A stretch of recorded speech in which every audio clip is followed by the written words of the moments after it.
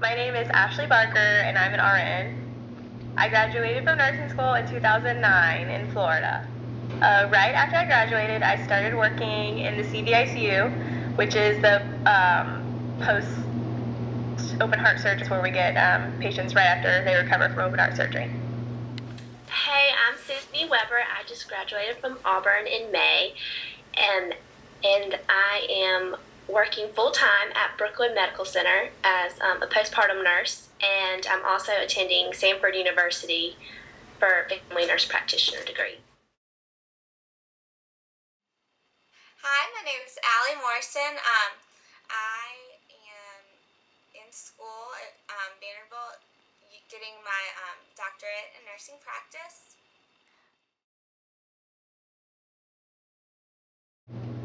Well, I decided that I wanted to be a CRNA when I was 11 years old, so it was just something that I always knew that I wanted to do. So I pretty much went into nursing to become a CRNA, which is kind of opposite of most people. Most people realize after that they want to be a CRNA.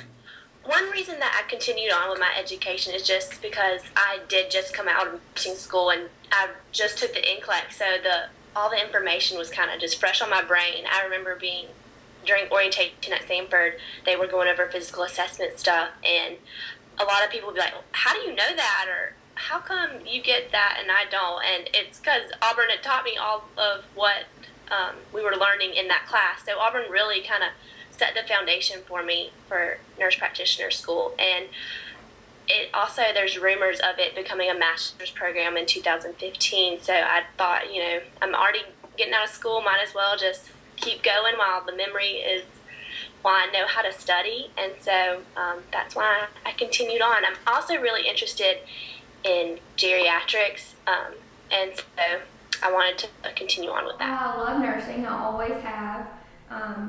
Somehow I kind of ended up in nursing somehow along the way, and it's absolutely perfect for me. And so I figured if I'm going to be a nurse, I might as well be the best nurse I can be. And so that was number one, is just to further my knowledge and my expertise and build my credibility and things like that. And then the other is, I'm a nurse practitioner now, and I like that. I love patient care, but I like the aspect of actually being able to kind of have my own patients and be in charge of them and their care and their assessment and diagnosis and things like that. So it's just sort of a different role, and I love that role. But I also love the role of being a teacher, and so to getting my DNP, I wanted to not only better my practice as a nurse practitioner, but also pursue some teaching roles in the future. Awesome. I pursued an advanced degree for a number of reasons. For one, I really love nursing and wanted to continue my education, and would eventually love to teach, and thought that getting all the tools in my toolbox now would help me to where I could one day be a faculty member or something administrative from a nursing standpoint. Okay.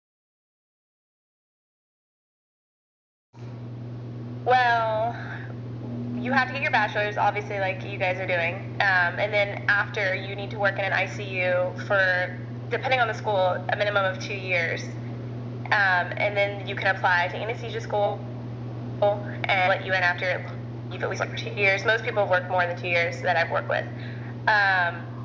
And the program right now that I'm in, they're usually 28 months long, but starting by the time you guys would probably be applying, they're turning into doctorate programs. So you just pretty much go from a BSN to a doctorate in anesthesia. And they're going to be, I think, 36 months starting if you guys were to do it. But for me, it's only 28 months. So for family nurse practitioner, it's kind of funny. It's a lot similar to, when you start the nursing school at Auburn. Our first 3 classes, they were advanced pharmacology, advanced patho, and then physical assessment. And so it was kind of all that we had in nursing school, but it was just like an upper level. So it was more advanced and kind of deeper in understanding why you're doing what you're doing. So you really kind of had to step back and be like, okay, well, why are we performing this test, or why are we doing this lab, or why is that patient having these symptoms? And so with the program that I'm doing, it's full. You can do part-time school or full-time school, and I'm doing full-time. So I started in August, and I'll finish next May. And so I'll have to work, or I'll have to have school this summer too. So it's 5 semesters. So you could do 5 semesters or 6 semesters, and that's just with Stanford University's program. There's also a UAB here too. So Great. and it's all the classes. What's really cool is like the classes are all online. I just go to Stanford to take my test, and we go to Stanford to do our checkoffs, like a physical, like checkoffs, like lab. You know how you got the IV checkoffs and stuff like that. We have to do like a head-to-toe physical assessment checkoff, and we had to do like pap smears and stuff like that. So if you have to go to checkoffs, you'll go to Stanford, but all the rest is online, and like quizzes are online, and then you take your test at Stanford. So the program I'm doing, I'm part-time, so it's going to take me 2.5 years, and I'm also doing additional educator courses, which is 2 more semesters or 4 more courses to get that piece. You can do the DNP without that piece, but I wanted to get, I wanted to be a certified nurse educator, so I'm doing those additional courses. But so since I'm part-time, it's going to be about 2.5 years before I finish. And then I have some classes right here just to give you an idea of what kind of things I'm doing. For the teaching courses, teaching and learning principles, the nurse faculty role and program evaluation, and then getting into just the core DNP courses, theory and philosophy, which you're just building on kind of what you have learned in undergrad and in your graduate program on that. Resource planning. I did some grant writing for that course. Population health, which is kind of like public health in a way.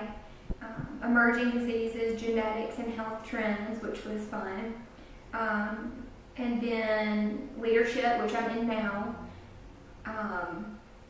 Contemporary issues with vulnerable populations. Evidence-based practice course, of course, right? Biostatistics, I haven't gotten this far yet. Information systems and technologies, and then at the very end, which we kind of work on it throughout, but we have a capstone project. And basically what that is you kind of take research that's done and you figure out a way to apply it to practice, to improve practice and to improve patient outcomes. I think for mine I'm going to do something with tonsillectomy and adenoidectomy in children, and something with like providing educations to parents and other healthcare providers about pain management afterwards, I think. So, so I've kind of been working on that, but it might have to be revised as I go along. So, schooling itself for the DNP program it's different from what my undergrad was, which was just reading and studying and studying, and then testing, and then doing some clinicals too. So it's just like getting that hard knowledge in your head, that baseline good knowledge, and starting to get some experience. And then with the master's program, it was some of that too, but you start getting into more application of what you already know, and then building on your skills. And then with the DNP, not only are you building on your skills more, but you even more so apply them. And you talk a lot in the program about your personal experiences and learn from your classmates' personal experiences too, because all my classmates in the DNP program are advanced practice nurses of some sort, or nurse educators. And so we learn a lot from each other, and it's just a real kind of fun way of learning, if that makes sense. It's stuff that you use, and they actually have me kind of do some research and then apply it to my practice and then discuss the outcomes of it. And it's all about improving patient care and patient outcomes, and learning, with the education courses, learning how to be a good teacher too. But, and there are papers, of course, but they're all very applicable to what we're all doing and what we're going to do in the future. So there are various entry points that you can enter the DNP from. For me, I entered with a master's in nursing and practicing as a family nurse practitioner, but others are entering the different DNP programs with a BSN, and then just have a little bit longer curriculum once they're in the DNP. So. Okay. Well, I started my DNP with a master's in nursing, and so the schooling from here is mostly, there are a number of didactic courses and evidence-based practice courses. The DNP is mostly about the translation of knowledge into practice, so taking research and using it to improve patient outcomes. And so really, as a DNP student, we're learning how to implement research findings and guidelines and implement them into our clinical practices. So part of the DNP is what's called, well, at least in my program, it's called a doctoral project, capstone project, and it's a project in which I'll I'll do a research project basically in my clinic, and yes, on some topic of interest. Everyone kind of has different areas of interests, and we're paired up with faculty members to evaluate our progress with our project.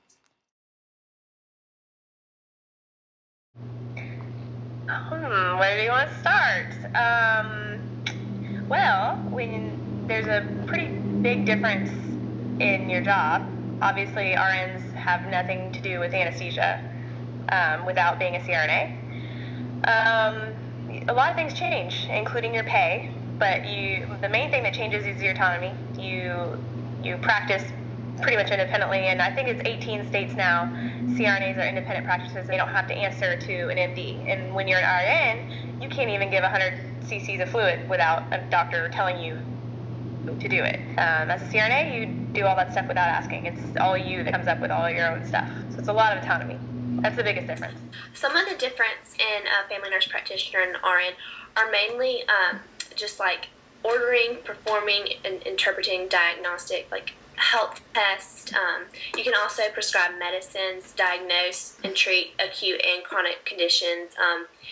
You basically are just the manager of the overall care. You work under a doctor, and you can order, perform, interpret diagnostic tests. You can collaborate with patients, families, and other healthcare providers. You really are just a major healthcare provider. And so it's a totally different mindset than just the nurse. I think for the nurse, you do kind of think, oh, I wonder why we're doing this, blood draw or anything like that. But with a nurse practitioner, you're kind of like, okay, I'm ordering this, so I'm going to find out what these labs tell me so I can treat it. And so you're kind of learning how to treat the patient. You're learning how to put symptoms with diagnosis. So like with the flu, there's different than pneumonia, or I wonder if it's bronchitis, and so you're just kind of, it's a different mindset. Whereas nurses you're making sure that the patient is stable and happy and getting overall care and patient-centered care, whereas the nurse practitioner is is doing the same thing, but just making sure is kind of calling the shots. So right now I'm an RN, and when I graduated with my bachelor's degree and then passed the NCLEX, I was an RN, and I worked on the 6th floor and took care of 6 patients a day, 12-hour shifts, ran around like a crazy person pretty much, and that was super fun. You don't have a lot of autonomy, but sometimes that's good because you really get to get down to those truly taking care of your patient kind of thing. Yeah, you give them your medicine, but you kind of spend some time with them too, and you do participate in bed baths and all that stuff that you learn kind of first off. You do, as an RN, you gain clinical experience, and you hone in on your clinical judgment and that sort of thing. And so I still use what I learned as an RN, when those are the only letters behind my name. I still use all of that stuff that I learned. but now I just kind of, I get to use it with a little more autonomy, I guess you could say. I'm trying to think. With the D&P role, I'll still have all my knowledge that I had as an RN, and I'll still sort of function as an RN a little bit, but the particulars will be different. I'll have more expertise, I'll have more autonomy. I'll be a better teacher not only to my patients, but maybe future students.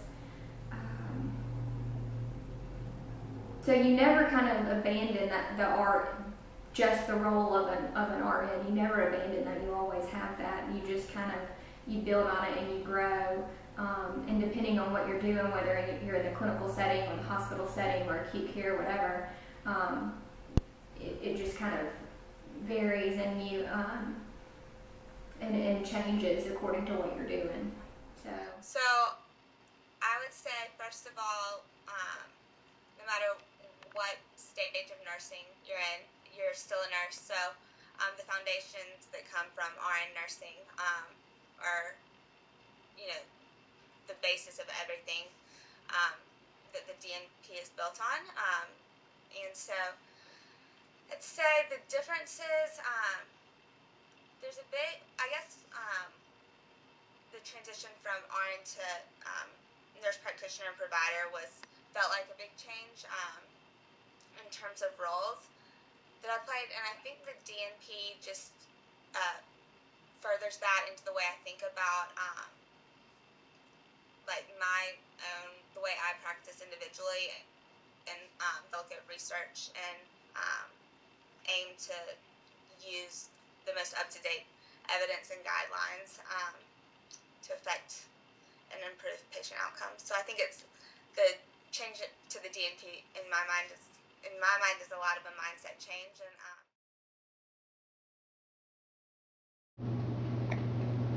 and everything is different. It's super positive because everything that you've learned, all the things you learn in nursing school and beyond, you get to do on your own without someone telling you what to do. Like, you're the main person keeping that patient alive. So it's actually really good. You get paid more because you have a lot of responsibility. But like I said, the autonomy is wonderful.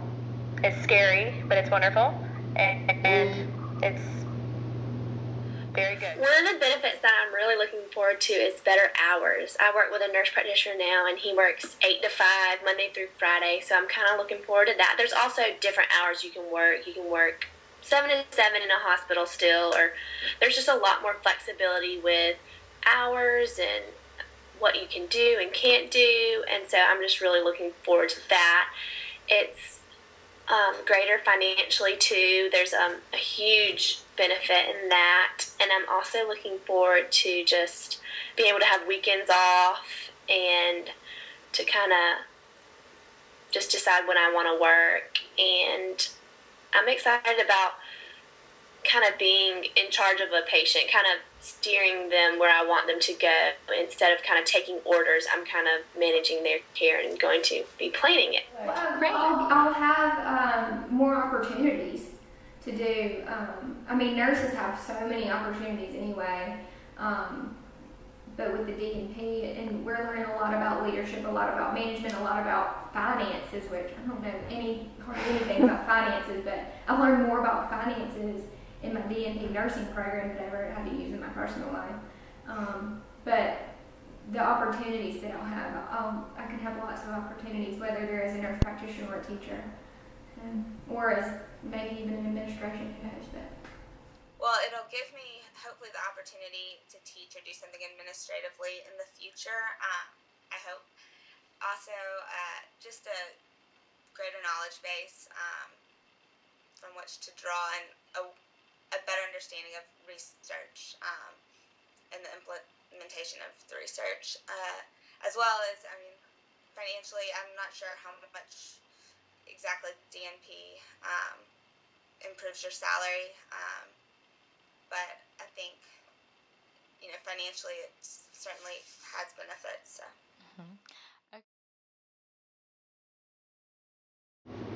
At first it was making the decisions on my own. because usually you're like, you call somebody and you're like, oh no, this is happening, what do I do? But you don't do that anymore. Something's happening and you make the decisions on your own. That was probably the hardest transition, but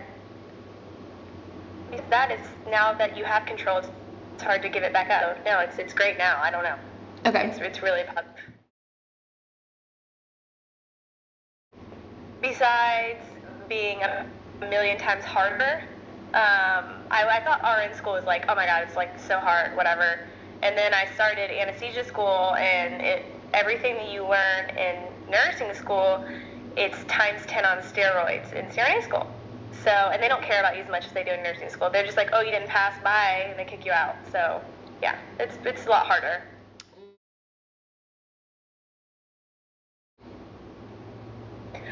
Well, I was totally not into like babies and stuff like that when I was a nurse. I just wasn't into it. I didn't want anything to do with them.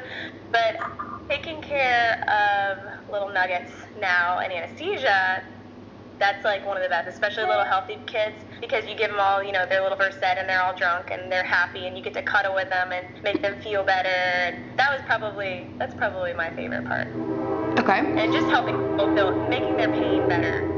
They get usually pretty happy when they see you, because they're like, oh, thank God you have, sedatives, make me go to sleep, That's kind of nice.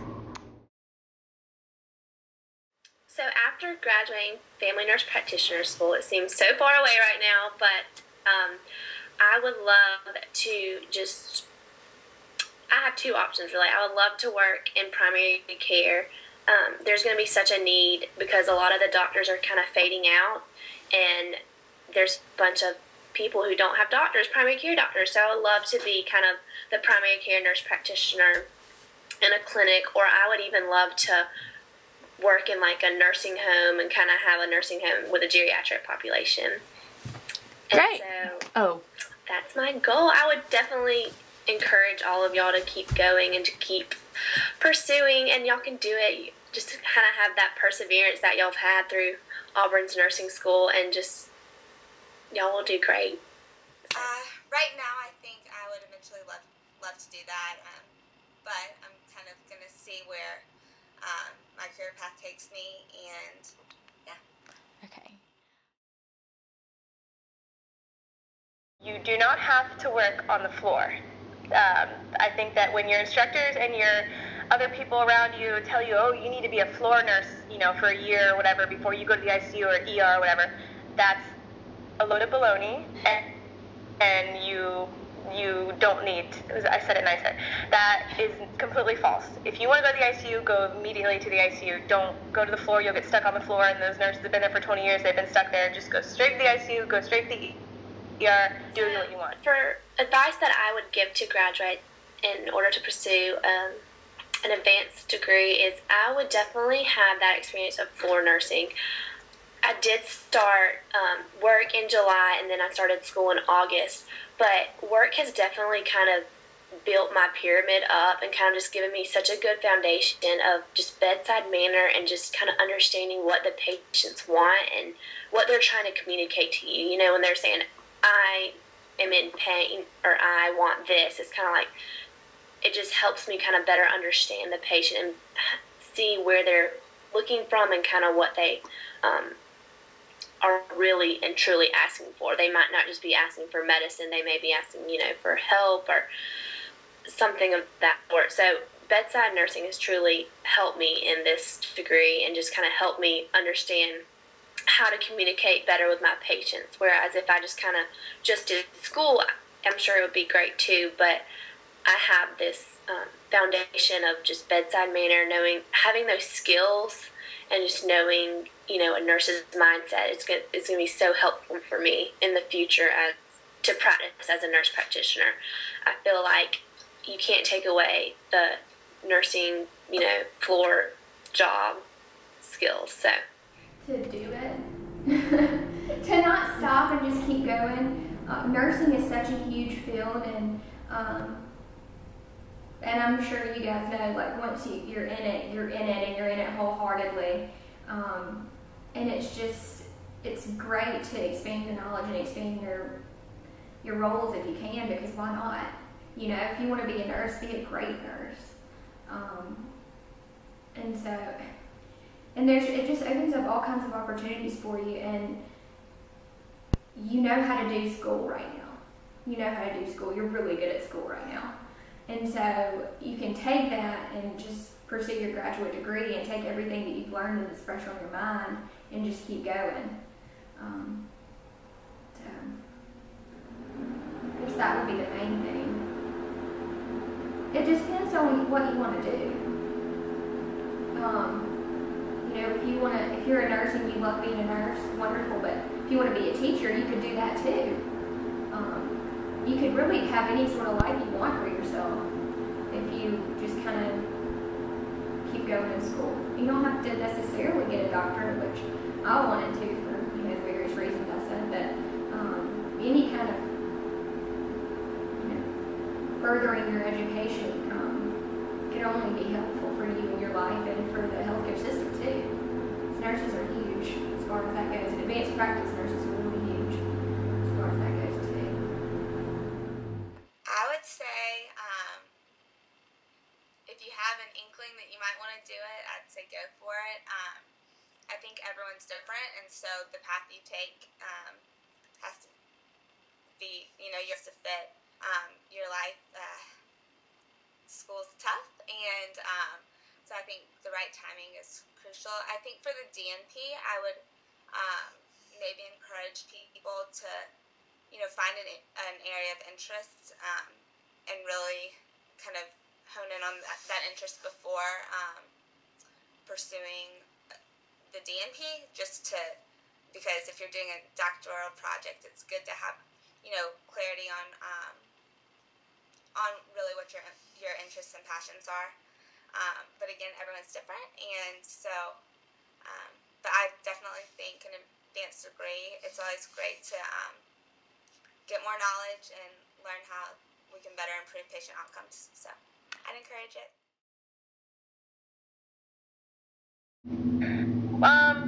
Well, I think that with the way healthcare's going, and I mean, I think I already said this, but like 18 or so states have already changed over to CRNAs being the primary person without having to answer an anesthesiologist.